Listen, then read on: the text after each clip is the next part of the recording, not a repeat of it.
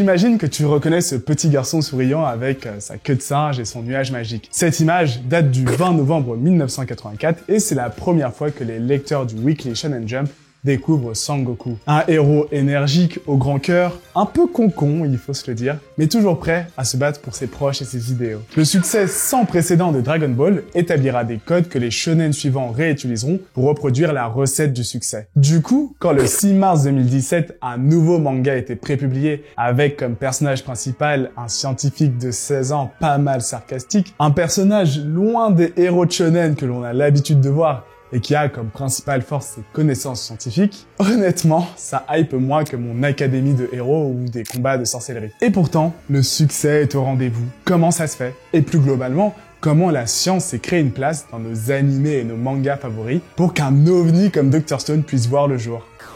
En bon scientifique que je suis, on va faire cette vidéo avec rigueur en la séparant en 4 parties et en la chapitrant. Ainsi, si vous voulez éviter tout risque de spoil, c'est possible. Normalement, les spoils seront surtout visuels et mineurs. Et dans le cas contraire, vous serez prévenus.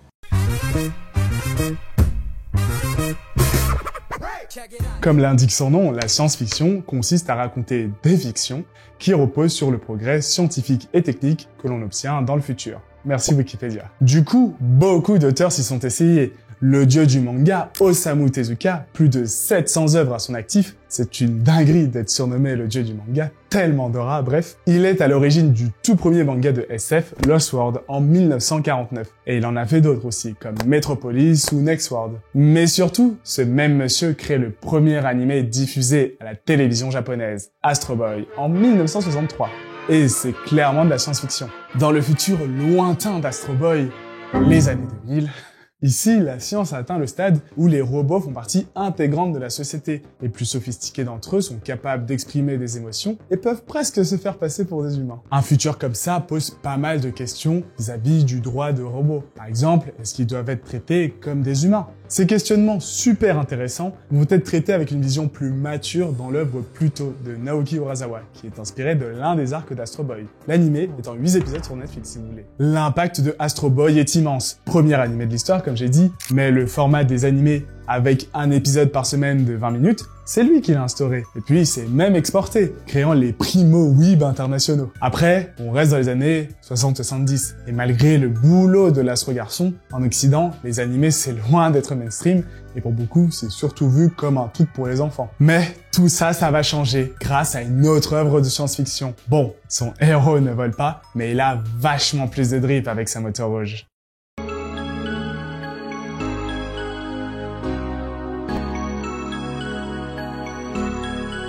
En 1988, sort dans les salles de cinéma japonaises l'adaptation du manga éponyme Akira de Tatsuhiro Otomo. Une nouvelle fois, on est dans un futur lointain, 2019, et la science transforme la société, mais pas pour le mieux. Neo Tokyo nous présente un univers dystopique typique du cyberpunk. Dans le film, les militaires expérimentent sur des enfants afin de développer leurs capacités extrasensorielles. Et je vous laisse constater le résultat. Ils sont carrément déshumanisés et ce ne sont plus que de potentielles armes de destruction massive. Forcément, ça fait écho à notre utilisation de l'arme atomique. L'un des panels les plus célèbres du manga, c'est celui-ci. Bref, vous comprenez que la science est plus signe d'effondrement que de bienfait pour l'humanité. Et cette vision assez macabre, couplée à une production XXL, va plaire et faire entrer Akira au panthéon des œuvres cultes. Akira, c'est le premier film d'animation japonais avec un succès international. Sans Akira, les films du studio Ghibli auraient sûrement beaucoup moins bien marché en Occident. Akira, c'est une référence du cyberpunk. C'est le film préféré de ton réalisateur préféré. Akira, c'est une esthétique, mais surtout une scène iconique, le Akira Slide. Akira aujourd'hui, c'est même le nom d'une couleur, le rouge Akira. Astro Boy a créé une brèche qu'Akira va totalement exploser. Suite à ça, d'autres œuvres de SF vont aussi laisser leur empreinte. En 1995, le film Ghost in the Shell, un autre classique, dépeint un futur très lointain, 2029, c'est vraiment dans 4 ans. Purée. Dans le film, on suit le major Mokoto Kusanagi, un cyborg qui n'a d'organique que son cerveau et qui s'interroge sur son identité. Dans un monde où chacun de tes souvenirs peut être manipulé, qu'est-ce qui fait de toi, toi? Ton corps, alors qu'il peut aussi être changé? Ton âme? Encore faut-il définir qu'est-ce que l'âme? Il y a aussi la question du développement de l'IA. Peut-elle développer une conscience? Toutes ces questions d'identité et de possibles nouvelles étapes de l'évolution humaine se retrouve dans la série Serial Experimental Lane. And you don't seem to understand. Si le futur, ce ne serait pas de devenir des humains cybernétiques, mais plutôt de vivre dans Internet. Aujourd'hui, Internet est partout, mais peut-être que demain, Internet ce sera tout. Il n'y aura plus de différence entre le monde virtuel et le monde réel. Enfin, ça c'est l'hypothèse de Serial Experimental Lane. Une autre hypothèse assez présente dans la Japanimation, c'est d'évoluer au point d'avoir des robots géants, ce qui donne le genre du mecha, un sous-genre de la SF qui pendant longtemps était l'un des plus populaires, notamment dans les années 70-80 avec la série des Gundam qui a brassé un max de thunes.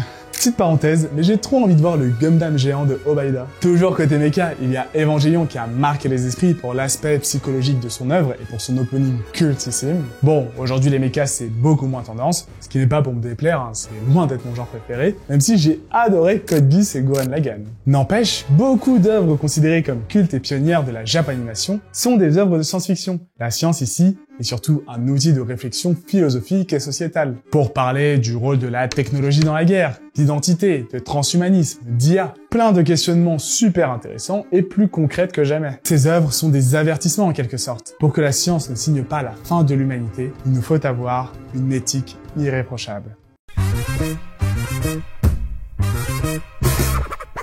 Bon, la SF c'est cool, mais la science c'est aussi un superbe outil pour raconter des histoires. Prenons par exemple les systèmes de pouvoir. Pour vous, c'est lequel le meilleur? Le chakra, le ki, le haki et les fruits du démon? Peut-être juste la magie? Je pense que pour beaucoup, le meilleur c'est le nen, de Hunter x Hunter. Vous savez ce que le nen a de plus que les autres? Pour le comprendre, laissez-moi vous parler de mathématiques.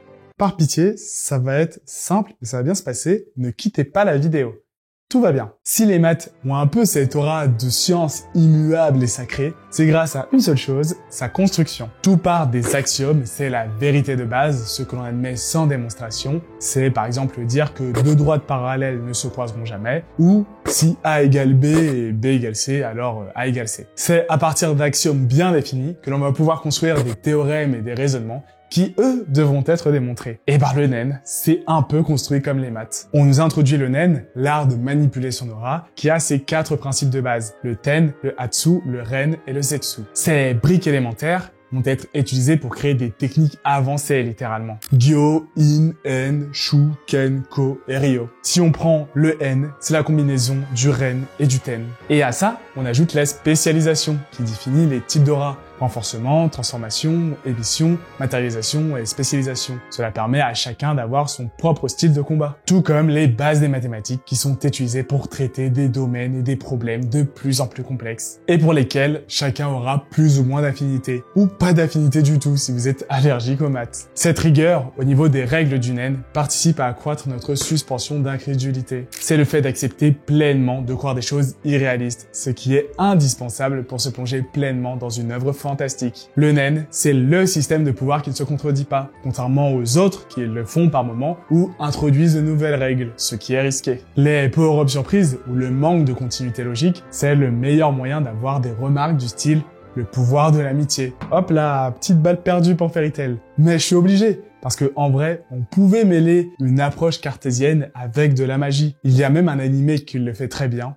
C'est Frieren, le meilleur animé de 2025. Et il faut être fou pour penser le contraire, hein. Je ne suis pas ouvert au débat. Bref, Frieren, le perso et non l'animé, nous montre que la voie pour être un grand mage n'est pas si différente de celle pour être un grand scientifique. Lorsqu'elle enseigne la magie à Fren, elle insiste sur le fait que la théorie est tout aussi importante que la pratique. Elle la force à lire ses grimoires, car la connaissance se trouve toujours dans les livres, qu'il s'agisse de sorts ou de sciences. Pour le côté pratique, l'épisode 3 nous montre comment bien faire de la magie. La base, c'est le contrôle de son mana, que l'on utilise pour créer des spells offensifs ou défensifs. Pour faire un grand bouclier, il faut dépenser beaucoup de mana, alors que faire des petits boucliers qui apparaissent au point d'impact, ce sera forcément beaucoup plus efficient. Bref, dans l'épisode, on nous introduit Qual, un démon que Frieren a dû sceller il y a 80 ans, car elle ne pouvait pas le battre. C'est un mage qui a inventé le Zoltrak, le premier sort de magie transperçante pouvant traverser toutes les défenses. Et son sceau va bientôt se lever, il faut donc de nouveau s'occuper de lui. L'heure du combat arrive, Frieren et Fren sont face au démon et...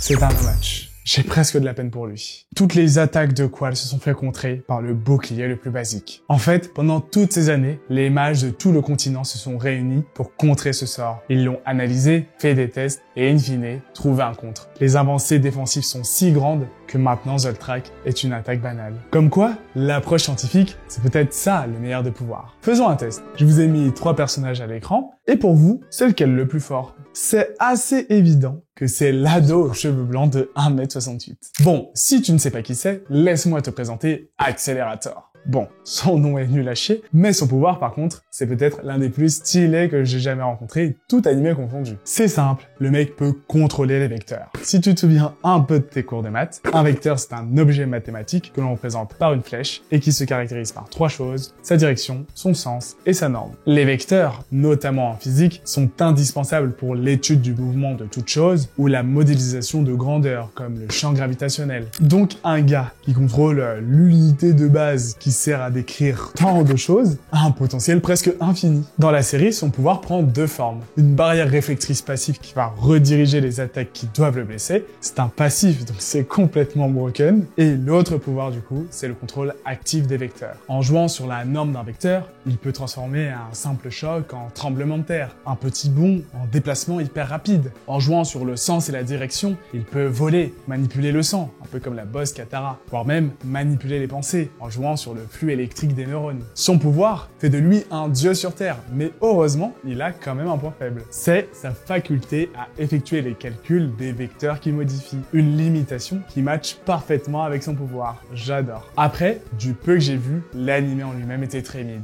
Je l'ai vite drop, malgré la présence de Accelerator qui m'a fait commencer la série. Alors que FMA, oui, j'avoue, la transition est un peu nulle. FMA, c'est exceptionnel, et surtout, ça met grave en avant la science. Pas que dans son système de pouvoir, mais aussi dans la construction de son histoire. L'alchimie, c'est une science avec ses règles et ses principes, comme celui de l'échange équivalent, qui dit que rien ne se perd, rien ne se crée, tout se transforme. Nous, on appelle plutôt ça la première loi de la thermodynamique. Mais dans FMA, l'alchimie, c'est aussi un projet de société, une idéologie qui prône le progrès comme réponse à tous nos problèmes. Cette idéologie porte un nom, ça s'appelle le technosolutionnisme. Vous avez cette définition là, si vous voulez. Mais en gros, un bon exemple de notre monde, c'est le fait de chercher à capter le CO2 plutôt que de remettre en cause les logiques capitalistes et productivistes qui nous incitent à toujours plus consommer et donc polluer. Dans l'animé, les frères Elric, ainsi que beaucoup d'autres alchimistes, pensent que l'alchimie est la solution. Pour sauver leur mère, ils ont eu recours à la transmutation humaine, chose qui est interdite, et qui est soldée par la perte du corps d'Alphonse et du bras droit et de la jambe gauche d'Édouard. Le but est donc maintenant de retrouver le corps d'Alphonse, et la solution toute trouvée, c'est la pierre philosophale, vu que ça permet de s'affranchir de l'échange équivalent. Mais leur quête va surtout leur faire ouvrir les yeux sur le potentiel destructeur de l'alchimie. Que ce soit avec Tucker,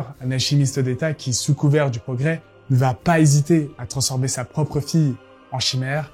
J'ai des frissons rien qu'en revoyant ces images, ou en découvrant la vérité sur la fabrication de la pierre philosophale, qui nécessite le sacrifice de milliers de vies humaines. Au final, la quête des frères Elric ne finit pas avec l'alchimie, mais en la sacrifiant. FMA nous interroge aussi sur le but de la science. Comme dans notre monde, l'alchimie permet de s'approcher de la vérité. Et à plusieurs reprises, on la voit, cette porte de la vérité. Et écoutez ce que la vérité va dire à Édouard. J'ai cru que tout pouvait être résolu par l'alchimie. Aujourd'hui, je sais que je me trompais. Qu'est-ce que j'étais arrogant. Tu vas redevenir un simple humain, sans alchimie, avec sa seule intelligence? Pourquoi dis-tu redevenir? Je n'ai toujours été qu'un simple humain. C'est un superbe rappel à l'ordre sur le fait que nos connaissances, aussi pointues soient-elles, ne doivent pas faire de nous des êtres arrogants comme nous le sommes aujourd'hui vis-à-vis de la nature. La science est source de systèmes de pouvoir originaux mais crédibles et permet même de raconter des superbes histoires à la MHA. Ce qui est génial, mais cet élément seul n'est pas suffisant. Il doit être accompagné de quelque chose en plus pour faire passer l'histoire au step supérieur.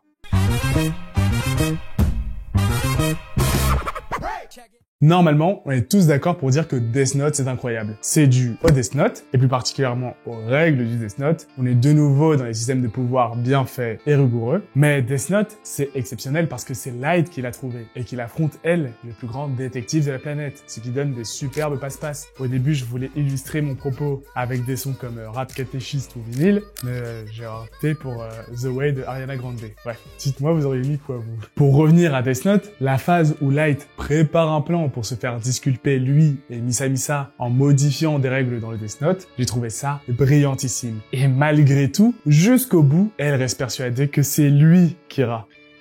Bref, j'adore. Je trouve qu'avoir des génies au centre des intrigues, ça peut offrir des histoires plus épiques que celles avec des concons au grand cœur. J'ai cité Elle et Light, mais il y en a d'autres qui reprennent la figure du scientifique et la subliment. Car bon, l'image du scientifique dans l'imaginaire collectif a des fois assez rare.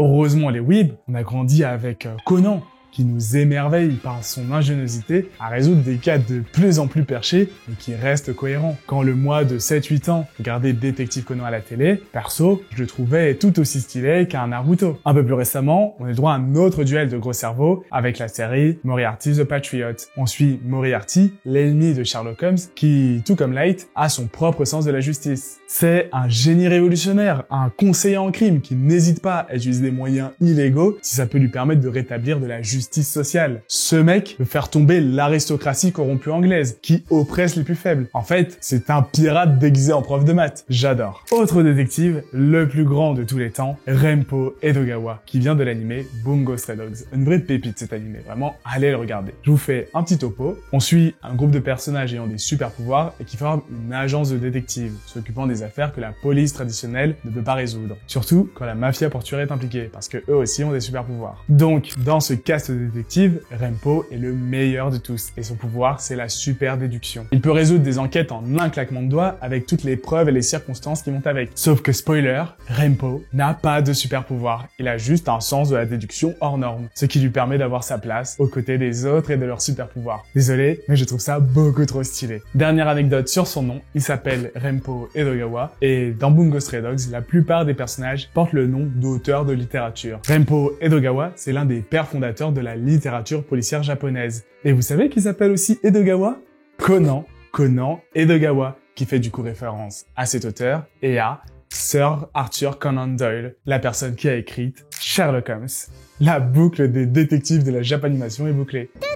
Je te cause, tête de nœud, t'es bouché ou quoi? D'accord, t'as gagné. Faisons les présentations en bonne et due forme. Sois le bienvenu au laboratoire des gadgets futuristes. Tu as l'honneur de rencontrer le membre 001, fondateur émérite du laboratoire et savant fou reconnu par ses pairs. J'ai nommé Owen Kyoma. C'est vrai que quand on pense à des scientifiques, on pense plutôt à un mec comme lui. Ce que j'adore avec Steins Gate, c'est que l'on apprécie Owen Kyoma, le savant fou autoproclamé, mais surtout, on s'attache à la personne derrière le masque, Rintaro Okabe, un mec intelligent et profondément empathique. C'est pas des traits que l'on donne habituellement aux savants fous, qui sont plus souvent seuls et n'hésitent pas à faire des choix douteux si ça va dans le sens de leurs convictions. Quand Rintaro et ses amis mettent au point un dispositif capable d'envoyer des messages dans le passé, ce qui va les mettre en très grand danger, il va tout faire pour les protéger et réparer leurs erreurs, souvent au prix de sa santé mentale. Il pourrait être cet homme qui a dompté le voyage temporel, mais à quoi bon si ça lui coûte la vie de ses proches? Vraiment le GOAT. Tout comme Frankenstein de Soul Eater, un autre savant fou et mon préféré perso. Lui, il match beaucoup plus l'archétype du savant fou. Après, est-ce que c'est étonnant? Il s'appelle Frankenstein, qui est le savant fou par excellence. Et son monstre a clairement influencé son chara-design, avec les coutures et les clous. Perso, je kiffe. Et puis, niveau personnalité, c'est un génie qui a une compréhension accrue des âmes, ce qui, dans le monde de Soul Eater, fait lui l'un des meilleurs combattants, mais ça reste un savant fou, dans le sens premier du terme. Du coup, au cours de l'histoire, on va le voir lutter intérieurement, voire s'isoler afin de ne pas céder à la folie, qui est l'un des thèmes principaux de Soul Eater. Si ça a pu donner ça, alors je vous laisse imaginer ce que ça peut donner si on prend deux des plus grands génies de l'humanité pour créer un personnage de fiction.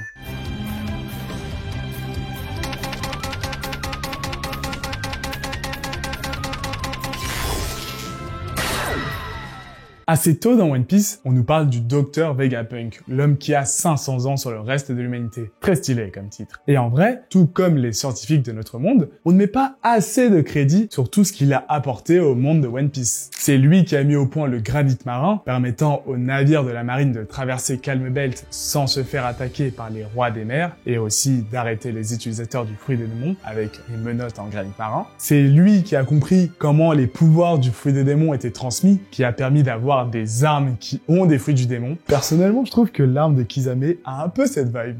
Il a créé les pacifistas, les séraphins, compris comment faire des lasers. En gros, sciences des matériaux, physique, biologie, dans tous les domaines, ce mec excelle. Je trouve son cas et son histoire super intéressantes car il souligne une vérité du monde de la recherche, son côté politique. Et oui, les travaux de recherche, ça coûte cher. Très cher. Et les avancées dans un grand nombre de cas ne permettent pas de gagner de l'argent à court terme. Du coup, les politiques de finances publiques vont grandement influencer le monde de la recherche. Pour avoir des fonds, Vegapunk a bossé avec la marine et le gouvernement mondial, même s'ils ne partageaient pas leurs valeurs. Et surtout, quand il a voulu faire des travaux qui allaient à l'encontre de l'autorité en place, les travaux en question, c'est quand même trouver une source d'énergie pour tous et diffuser son savoir au plus grand nombre, et ben c'est devenu une menace qui devait être éliminée. On a l'idéal scientifique, la quête de la vérité pour l'intérêt de tous face à l'obscurantisme des puissants. Malheureusement, la barrière entre One Piece et la vraie vie est de plus en plus fine. On n'est pas arrivé au point où on fait des buster calls pour détruire des recherches et ceux qui les ont réalisées. Mais on réduit toujours plus le budget alloué à la recherche et dans certains pays, on censure même des articles qui contiendraient le mot climat. Et nous, on se fera pas sauver par Luffy. Donc, il faut faire en sorte que la parole des scientifiques, hommes comme femmes, soit entendue. J'avoue que depuis tout à l'heure, je yappe et à aucun moment je n'ai parlé de femmes scientifiques. Alors que ma figure scientifique préférée, c'est Marie Curie. Première femme à avoir un prix Nobel et première personne à en avoir deux. Ça force le respect, surtout à une époque où la place de la femme dans le monde de la science était loin d'être une évidence. Dans les animés aussi, on a des femmes scientifiques qui peuvent même être personnages principales, si je prends Mao Mao dans les carnets de l'apothicaire. Dans l'histoire, on l'a su au sein de la cour de l'empereur, un nouvel endroit où la place des femmes est assez figée, soit t'es une concubine, soit t'es une servante, et Mao Mao, qui était au plus bas de l'échelle, va s'élever socialement grâce à ses connaissances d'apothicaire et à sa résistance aux poisons qu'elle s'est forgée. Je kiffe voir à quel point elle est passionnée par les poisons. Les gens passionnés, c'est passionnant. Et c'est plaisant d'avoir une héroïne intelligente, charismatique et non sursexualisée comme les autres femmes de la cour, ce qui la démarque d'autant plus. Donc, Mao Mao et les carnets de l'apothicaire, en stream. Tout comme SNK. J'avoue, c'était tapé de facile, hein. Qui n'aime pas SNK? L'histoire nous plonge dans un univers rempli de mystères. Quelle est l'origine des titans? Pourquoi sont-ils hostiles aux humains? Qu'est-ce qu'il y a dans la cave d'Eren? Et pour répondre à toutes ces questions, il faut des gens curieux de comprendre le monde et qui ambitionnent de le changer par leur découverte. Dans l'œuvre, le bataillon d'exploration représente parfaitement cette quête de vérité. Avec des personnages comme Erwin, Armin et bien évidemment Angie, qui fait office de référence scientifique au sein du bataillon. Elle a un peu cette vibe de savant fou. Je dis elle, car dans l'anime on nous la présente comme une femme, mais dans le manga, son genre n'est pas spécifié. En tout cas, elle a rapidement été l'un de mes personnages préférés. Vu le monde dans lequel elle évolue, il serait normal de juste trouver un moyen de tuer les titans pour survivre, mais elle cherche réellement à les comprendre. Elle les humanise même en leur donnant des prénoms. Son côté excentrique, surtout lorsqu'elle est proche des titans, la rend très attachante. Et surtout, ses expériences et créations, comme la lance foudroyante, permettent de faire progresser la quête du bataillon d'exploration. Une dernière femme scientifique que j'aimerais mettre à l'honneur, c'est Alice Nakiri de Food Wars. Si j'aime beaucoup ce perso, c'est parce qu'il permet de mettre en avant un domaine scientifique très peu connu du grand public, mais que je trouve super intéressant, la gastronomie moléculaire. Ce domaine cherche à étudier les transformations physiques et chimiques qui ont lieu lorsque l'on cuisine. En gros, c'est chercher à comprendre pourquoi un soufflet gonfle, quoi. Et quand tu comprends mieux ces phénomènes, tu peux les appliquer à la cuisine pour répondre à des problématiques concrètes, comme celle de la faim, avec la cuisine note à note par exemple. Mais dans Food Wars, Alice fait surtout de la cuisine moléculaire. Donc, elle utilise des outils scientifiques comme de l'azote liquide ou des centrifugeuses, ou des techniques comme la sphérification, ce qui permet à ces plats de créer de véritables explosions de saveurs en bouche. La cuisine moléculaire, c'est une expérience totale dans laquelle tes 5 sens sont stimulés, et je trouve ça cool que Alice soit le porte-étendard de cette discipline et nous en apprenne plus sur cette dernière. Pour la dernière partie, c'est de ça dont j'ai envie de parler, de ces animés qui ont un caractère presque éducatif. Du coup, commençons avec celui que vous attendez tous. Science Fell in Love, so I Try to Prove It est un animé de romance hyper connu dans lequel on plonge dans le quotidien d'un groupe de jeunes thésards. Un jour, elle, avec sa tenue qui ne serait pas acceptée dans un laboratoire de chimie, avoue ses sentiments à lui, qui l'aime sûrement, mais pour en être sûr, rien de mieux que de tester leur amour avec la méthode scientifique. Par exemple, en mesurant leur pouls dans différentes situations. En soi, c'est une rom-com assez classique, mais qui permet de mettre en lumière la vie dans un laboratoire de recherche, avec les conférences qui permettent aux scientifiques du monde entier de se réunir afin de présenter l'avancée de leurs travaux. Autre point où l'anime est sympa, c'est qu'il t'apprend des choses concrètes avec cette peluche qui te donne un mini-cours sur un terme technique ou des expériences scientifiques. Ayant grandi avec la série des Il était une fois et notamment Il était une fois la vie, j'apprécie toujours quand il y a de la vulgarisation scientifique. Du coup, je te laisse imaginer quand j'ai découvert Cell at Work, qui est littéralement le Il était une fois la vie japonais. On suit ce globule rouge, très proche d'un globule blanc, dans leur vie quotidienne au sein du corps humain qui est représenté comme une entreprise. On voit comment fonctionne le système immunitaire et comment fonctionnent différents organismes et cellules. Je vous laisse imaginer si les globules rouges qui transportent l'oxygène et le dioxygène faisaient grève. Je préfère quand même Il était une fois la vie, mais Cell at Work remplit parfaitement son rôle d'animé éducatif. Bon, dans cette vidéo, j'ai parlé de pas mal d'animés, mais pour moi, il y en a deux qui représentent vraiment la quintessence de ce que la science peut apporter à une histoire, qui démontrent que la science, c'est un thème tout aussi intéressant que la fantaisie ou la romance, mais surtout, qui peut nous procurer des vrais frissons, faire frémir cette flamme de curiosité que nous avons tous eue étant petits, car on se demandait pourquoi le ciel était bleu ou quelles sont ces lumières blanches que l'on peut observer chaque nuit. Sous ce ciel somptueux, Orbe du mouvement de la Terre retrace l'histoire de l'héliocentrisme jusqu'à son adoption. Évidemment, on kiffe, car en savoir plus sur le modèle de compréhension du cosmos qui a profondément changé notre vision du monde, c'est assez stylé. En termes d'avancées scientifiques, l'héliocentrisme, c'est les prémices de la méthode scientifique moderne, où l'on couple observation rigoureuse et modèle mathématique. Mais surtout, l'héliocentrisme, c'est la remise en cause des saintes écritures et de la place de l'homme dans le monde. Cette nouvelle vision du monde va influencer d'autres révolutions, comme les travaux de Newton sur la gravitation ou la philosophie des Lumières. Donc oui, l'héliocentrisme, c'est une bête de meuf. Et dans Orbe, la quête pour rendre l'héliocentrisme mainstream est bien sûr pas mal exagérée pour augmenter la tension dramatique. Certes, l'Église combattait les hérétiques, Galilée a eu un procès pour ses travaux, et Giordano Bruno, lui, a été brûlé pour ses idées. Mais heureusement pour nous, Novak n'a pas existé, sinon on serait tous platistes. Niveau exactitude scientifique, on voit les différents modèles qu'il y avait à l'époque, mais surtout, ça illustre un truc tout bête. Les avancées dans le monde de la science ne sont pas l'œuvre d'une seule personne. Bien sûr, il y a des personnages clés, mais même eux ont eu pour point de départ les travaux de leurs prédécesseurs. Avoir un animé avec une succession de personnages principaux qui ne se connaissent pas, mais sont liés par cette même quête de diffusion de la vérité, symbolisée par ce collier, c'est très grisant. Car finalement, derrière cette histoire d'héliocentrisme, on a surtout une quête de sens, une quête qui nous touche tous. Pour certains, le sens de la vie se trouve dans les textes religieux. Pour d'autres, ces explications ne sont pas suffisantes. Et la science peut offrir une autre manière de comprendre le monde, voire enrichir ceux qui pensent déjà. Un monde aussi beau que le nôtre nous pousse forcément à nous interroger et à rêver. Et ce mélange entre curiosité et imagination porte un nom, la vérité. Finalement, est-ce que c'est pas ça la croyance qui lie tous les hommes, qui nous pousse à toujours vouloir en savoir plus, à accumuler toujours plus de connaissances, à faire de la science? Écoutez ce qu'a dit Rafale à l'inquisiteur Novak. あなた方が相手にしてるのは僕じゃない。異端者でもない。ある種の想像力であり、好奇心であり、筆教、それは知性だ。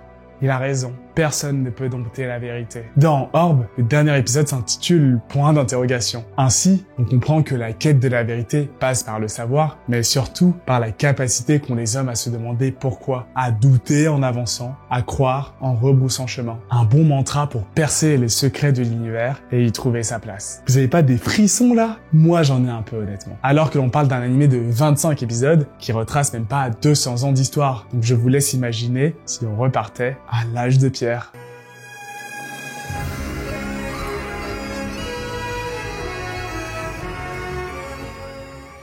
Pendant qu'on retourne à l'âge de pierre, je pense que tu devrais t'abonner. Voilà. Je pose ça comme ça. Je pense que ça vaut le coup.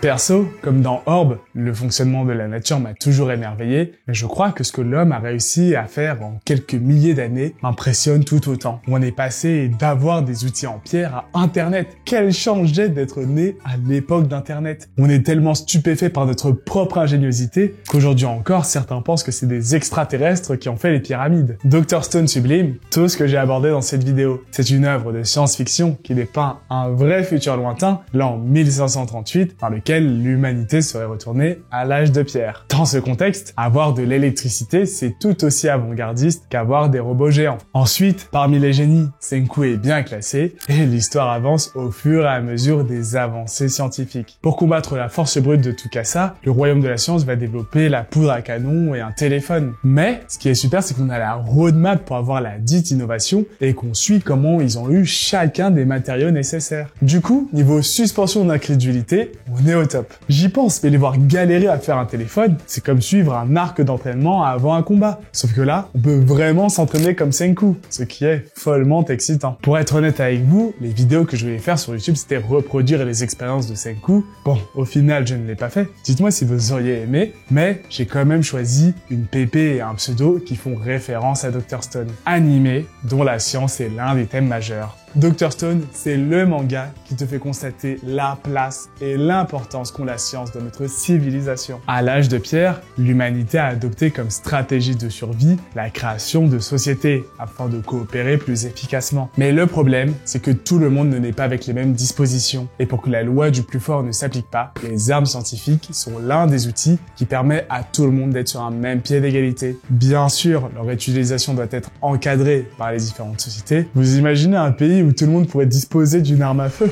Ce serait n'importe quoi.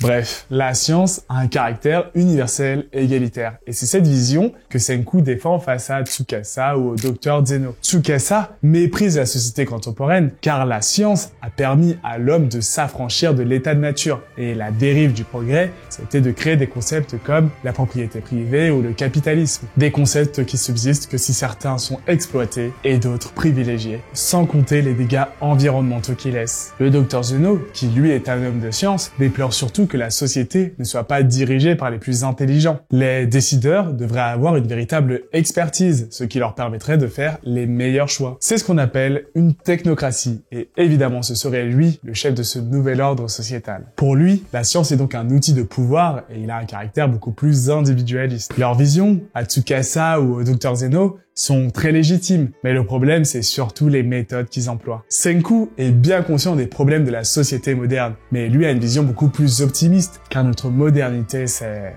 Les jeux vidéo, la télévision, les bandes dessinées, les films. Toutes ces choses avaient été créées grâce à la science pour nous faire plaisir et nous divertir. Notre monde regorgeait de trucs hyper méga cool et amusants.